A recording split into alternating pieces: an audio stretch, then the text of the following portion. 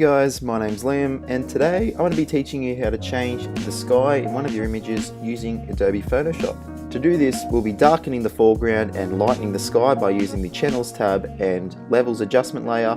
This will give us a great selection around the sharp and fine details of the image, ultimately allowing us to change the sky. So let's begin. So this is the shot I took at Mrs. Macquarie's chair in Sydney. As you can see around the Harbour Bridge and Opera House, there's some really fine details which make it kind of hard to select using normal selection methods, and this is where the channels and levels adjustment layers are going to come in really handy. So to begin, let's click on the channels box down here right next to layers, and you'll see 4 boxes appear. So what you need to know is the image that you see on screen is made up of 3 different colors, a representation of 3 different colors: red, green and blue. Each of these colors are represented as black and white images. So for example, if I click on the blue tab, the areas that are white show where blue is most used in the image, and the areas that are black show where it is least. So if I zoom in around the buildings and bridge and rocks, they represent as darker in the image, so it shows that blue is actually not shown here as much as the sky and water, which is represented as white, showing that there's more representation of blue in these parts of the image. So how are we going to use this to make a selection? So what you want to do is hold down the command and click on the blue, which will make a selection of the representation, and then you're going to want to come down here and hit the layer mask icon, which will make a copy, and that will be called Alpha 1. So you can just leave it that name, and we're going to hit Command D just to deselect. So our aim now is to make the foreground and buildings and bridge completely dark and the sky completely white. So to do this, we're going to go up to Image, Adjustments and Levels. So this little box will pop up, and just adjust the sliders to best suit your image. Try not to go too far because it'll end up wrecking the details of the image, the finer details. So if you just zoom in and slowly adjust, so the right slider will make the sky brighter, and the left slider, pulling that in, will make the darks darker. So making the lights lighter here and the darks darker. Try not to wreck any of the details of the image, and then just try the middle slider just to fix up one of those dark bits there. So that's looking pretty good. The further we go, the more the details of the image start to get lost and it starts to ruin parts of the image. So if you want to pull that out a bit, that's looking pretty good. So let's just zoom out there. So if you hit this little preview icon, you can see the before and the after. So when you're happy with it, just hit OK. So as you can see, after using the levels adjustment layer, the foreground isn't completely dark and the sky isn't completely white, which is what we want. So to fix this, we're going to go over to the brush tool and change the mode to overlay, and then we're able to just paint.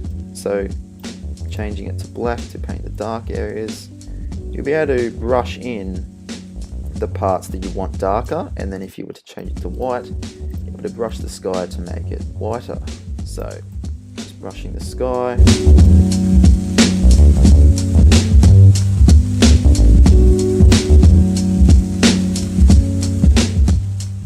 So if you're looking at the image now and you can't really be bothered brushing in the entire foreground, just go up to the lasso tool here and make a rough selection around the white parts in the foreground. And once you've made a selection there, just hit Command Delete, and that will fill in those areas black. And you can do the same for the sky if there's any dark parts still left in the sky. There isn't really in my image, but I'll just give you a quick little demonstration. So if you do a selection and you hit Alt Delete, that will fill it in as white. So now that you've got pretty much the entire image selected as black and white, just fix up those little areas that are a bit hard to get to. So make sure it's on white, and then just brush those areas over. Just around the buildings here.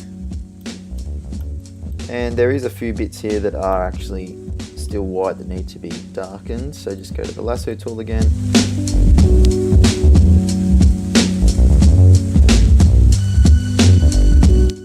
So that's looking pretty good. So now that we've got our foreground black and our sky white, it's time to actually make our selection. So once you're happy with what you've masked on the image, hold down Command and then hit this Alpha 1 layer just down here.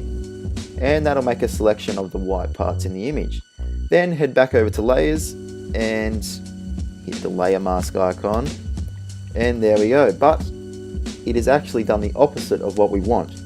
So to fix this, we're going to hit Command and I, and there we go. The sky has been completely selected and the details around the bridge and Opera House are perfectly selected, and just around here, just check to make sure it's all good. And now it's time to bring in your sky. So if you have found an image that you like that best suits your image, in terms of color, contrast and exposure, drag and drop it into Photoshop and then drop it over the top of your image, and then hit Command T to make sure it fits. So you can just drag it out a bit here and pop it above the horizon, just make sure that it's there. There we are. And then hit the check mark up the top, and if yours looks like this, just drag your layer below the selection layer and there we have it.